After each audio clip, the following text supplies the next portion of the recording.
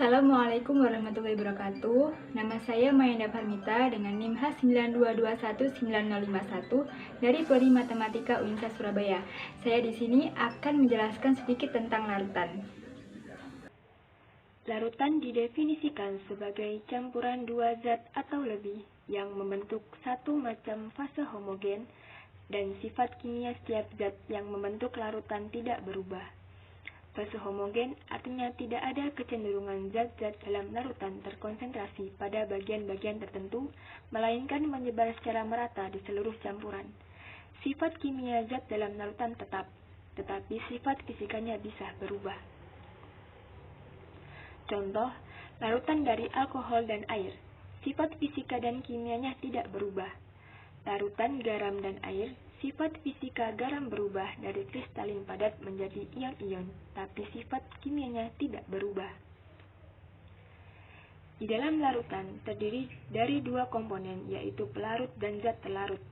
Pelarut adalah zat yang digunakan sebagai media untuk melarutkan zat lain.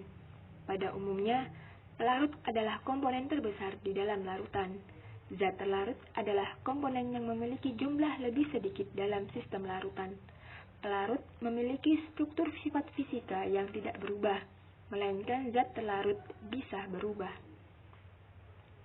Komposisi larutan menyatakan zat-zat di dalam campuran tersebut. Untuk menentukan komposisi ini, kita perlu menggunakan istilah kadar atau konsentrasi.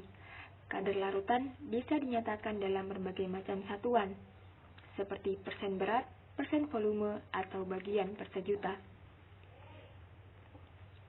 Persen berat menyatakan berat zat terlarut terhadap berat keseluruhan larutan. Secara matematis, persen berat dirumuskan sebagai berat zat terlarut dibagi berat zat total larutan dikalikan 100%. Contohnya, dalam suatu larutan logam, emas sebanyak 300 gram dan perak 200 gram dilarutkan ke dalam pelarut seberat 1900 gram. Berapa persen berat emas?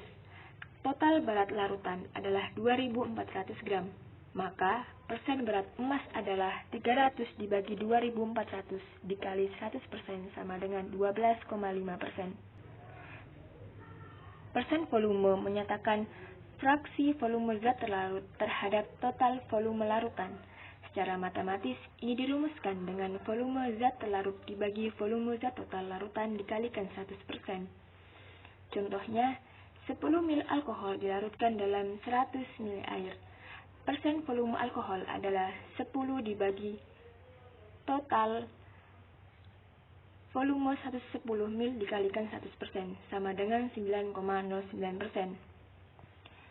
Untuk menyatakan kadar suatu zat yang sangat sedikit digunakan satuan bagian per sejuta atau BPJ atau di dalam bahasa Inggrisnya part per million ppm.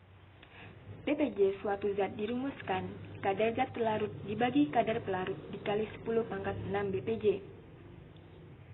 Kadar ini bisa berupa berat atau volume asalkan keduanya memiliki satuan yang sama.